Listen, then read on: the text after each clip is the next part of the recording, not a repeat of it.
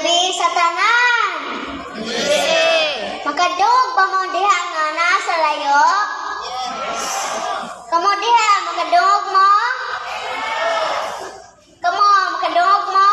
Oh, makatulog. Kamo mga kapers makadug mo? Kamo mga tatay makadug mo?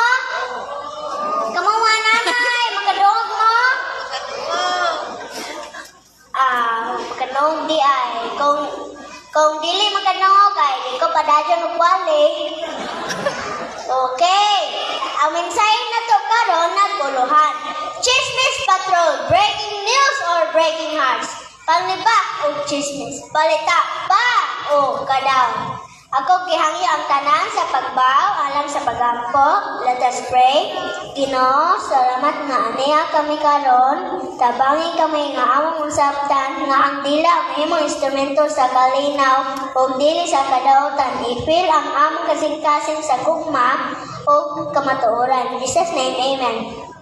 Karon nga gabi natay tulo ka punto na atong tun-an. Number 1, tongue is small but powerful. James 3 verse 9, gamay ang dila but it can cause big damage.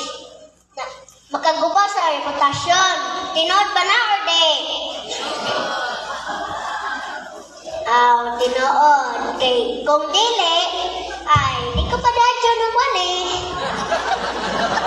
Number 2, libak is not just a joke. Ephesians 4 verse 29, words should build up, not tear down. Number 3, choose your words. Stop gossip. Spread the word of God. Grounded in the Bible, focus in the mission. Mensahe sa Ginoo atong spread. Christ is coming soon. Mahal na kaayo ang gasolina. Busa, undang na sa pang-chismis. Magsugo na tago ka plus.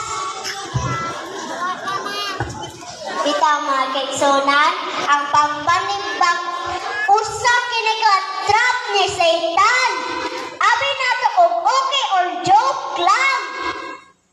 Dili maayo og dili malipay ang Ginoo nga always naata sa church.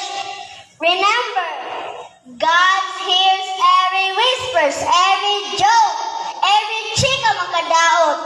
Romans 1 verse 29 to 30, kung kita adunay kinaiya sa pangpanlibak, dili kita isentence sa kamatayon. Naatay karon, naatay short video natong tan-awon.